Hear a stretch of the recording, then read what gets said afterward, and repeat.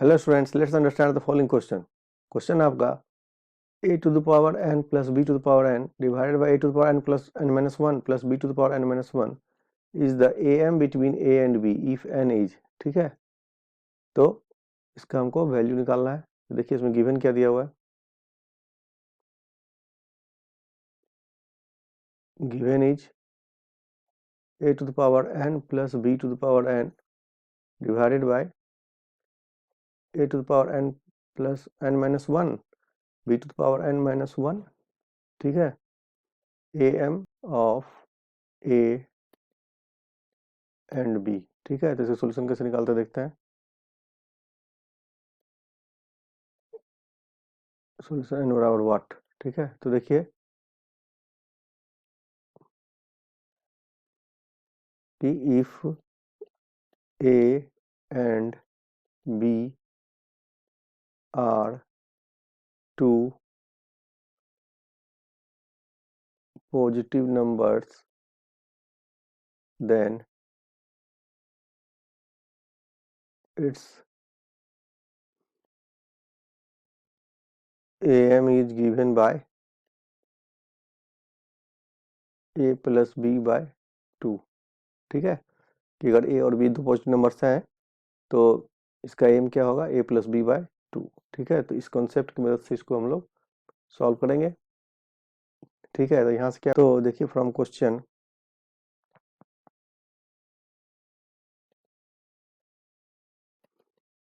कि ए और बी का अर्थमेटिक मीन क्या दिया हुआ है, A to the power N plus B to the power N divided by A to the power N plus N minus one B to the power N minus one. ठीक है, ये ए और B का arithmetic mean है और ये किसके बराबर होगा, इस कॉन्सेप्ट से अगर इस फॉर्मूले से हम मदद लेते हैं तो ये ए प्लस बी बाय 2 के बराबर हो जाएगा। ठीक है, तो देखते हैं अब इससे हम एन का वैल्यू कैसे निकालते हैं। ठीक है, तो देखिए यहाँ से ये हो जाएगा आपका 2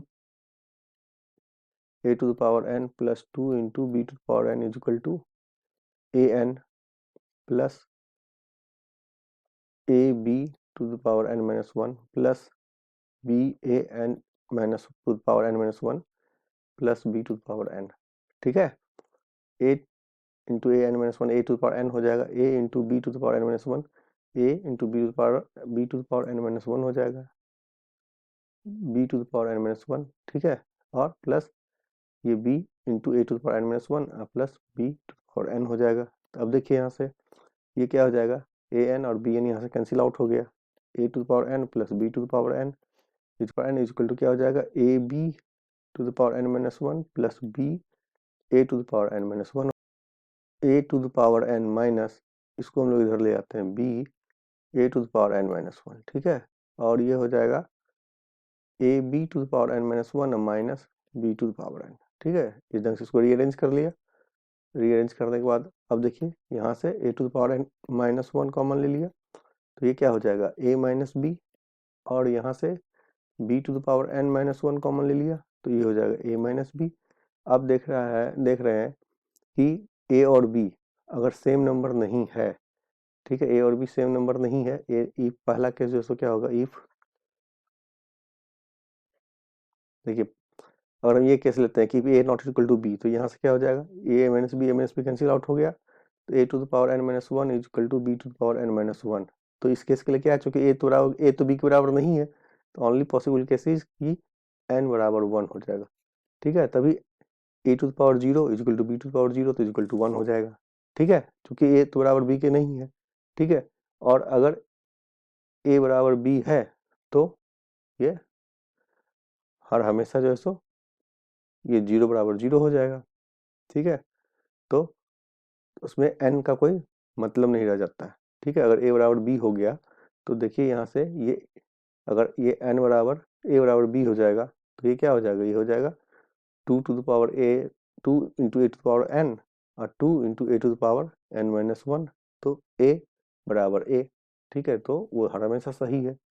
ठीक है, तो एन का कोई मतलब नहीं रह जाता है। And if a is equal to b, ठीक है, तो एन का कोई मतलब नहीं है, n can have any value. ठीक है, एन से कुछ हमको लेना देना नहीं है। ठीक है, देखते हैं कौन सा ऑप्शन इसका मैच कर रहा है। ठीक है, तो ऑप्शन इज सी। ऑप्शन कौन सा होगा? Option is C. ठीक है, तो ए और बी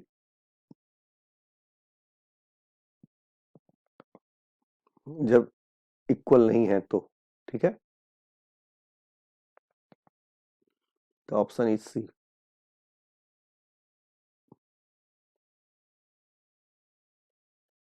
ऑप्शन इज सी कि जब हमारा n बराबर 1, कि जब हमारा ए और बी इक्वल नहीं है। ठीक है, जब हमारा इक्वल नहीं है तो ही होगा, और ए बराबर बी हो गया तो एन तो कुछ भी हो हमको, वो हर हमेशा ही जैसे हो क्या होगा, ए और बी का अर्थमेटिक मीन होगा ही होगा। तो ये हमारा आंसर हो गया। Hope this question will explain to all of you. Thank you.